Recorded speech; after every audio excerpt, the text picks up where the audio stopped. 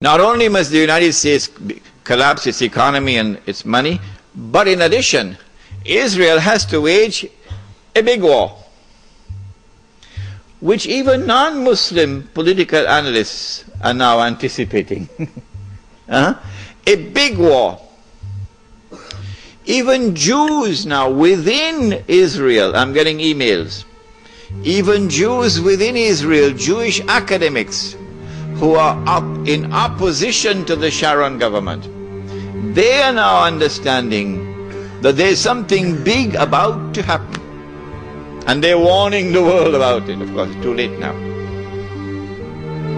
Israel has to wage this big war, which is already planned long ago. And the territory of the state of Israel will dramatically expand.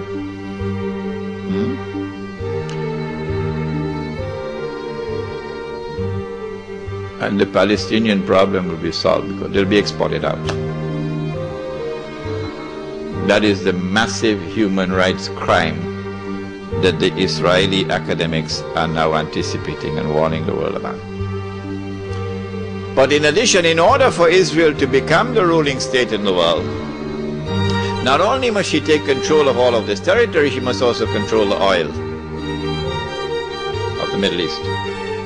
Saudi oil, Iraqi oil, Kuwaiti oil, Gulf oil.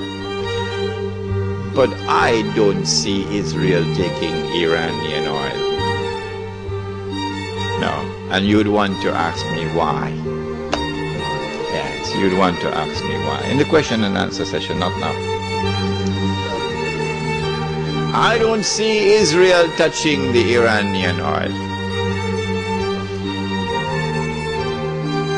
Now that's going to be a very, very important event in world affairs. If Israel takes control of this oil, Israel will have her hands on the throat of the world. Not so much Britain and the United States, because Britain has North Sea oil. The United States has a lot of oil, sufficient to meet its domestic consumption. And so who is going to have Israel at their throats? The answer, Europe, Japan, and the rest of the world dependent upon Middle East oil. But particularly Europe and Japan.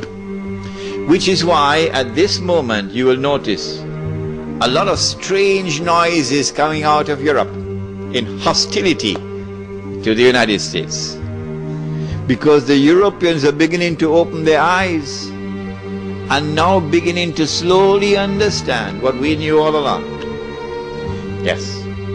This is why the German minister made the statement concerning Mr. Bush and acting in a way like Hitler acted. It's not by accident. But Israel has a PhD in deception, because it's Dajjal at the back of this, the mastermind. And Israel would not want to wage a big war and appear to the world naked, clearly as an aggressor. No, that's not deception. Israel has to wage her big war and make it appear as though she was only defending herself. The only Muslim I know of who has had the capacity to be able to penetrate the deception that has been going on all these years, the only one I know of, was a man who never went to Al-Azhar University. Now, he wasn't a sheikh. His name was Malcolm X. He's the only man I know of who had that eyes wish to see and clearly recognize the strategy and the deception. Read Malcolm X. How is Israel going to launch this big war and yet get away from being perceived by the whole of humanity as the aggressor, blatant aggression? You have to come with a good strategy. The strategy is this.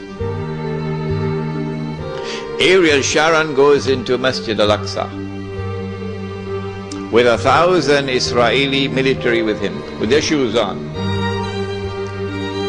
with the full knowledge that this calculated act of extreme provocation must have a response, a fiery response.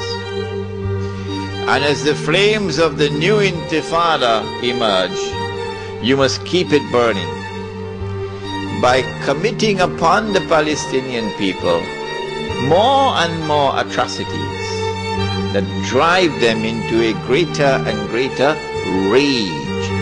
This is planning, this is strategy, this is not happening by accident.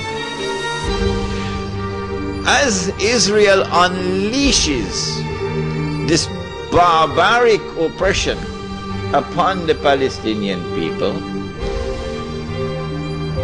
you must have a television station which you plant amongst them, which will cover this, that your Egyptian television would not cover, and your Jordanian government would not allow on Jordanian television. So you create something called Al Jazeera. And the Arab masses believe Al Jazeera is their station. This is the only place in the world we can get authentic information, Al Jazeera. So Al Jazeera is now used to portray all the atrocities. And so around the Arab world, the masses only have to tune into Al Jazeera and they know what's happening. And so the Arab masses become more and more angry, more and more enraged. And guess who begins to tremble now? The governments which are pro-American. The governments which have entered into peace treaties with Israel. These are the ones who are now trembling because their people are becoming more and more enraged. So Mubarak in Egypt and Saudi Arabia, I don't know, it's Fahad or Abdullah, and Abdullah in Jordan, and Sheikh Sabah in Kuwait, etc. Israel has to judge the temperature on the ground in the Arab world. And because Israel has a strategic military alliance with the United States of America, it is when Israel judges the temperature to be hot enough, only then will Israel give the go-ahead to the United States to attack Iraq. Only then. And you have to inform the whole world in advance that you're going to attack Iraq. So the masses must be expecting it. Why? So that when the United States attacks Iraq, you would have the kind of spontaneous outbursts and their struggle against the oppression of the Shah, that there were also others at work to help them without their even knowing it. So they have finessed this methodology of how to bring the masses out onto the streets. And this is what is about to occur. As the masses go out onto the streets, the ones who are going to be targeted are the pro-American regimes in the Arab world. The objective? To get one or more of these regimes to fall through massive demonstrations, anti-American and anti-Israeli demonstrations. Which one is likely to fall first? Let me stop.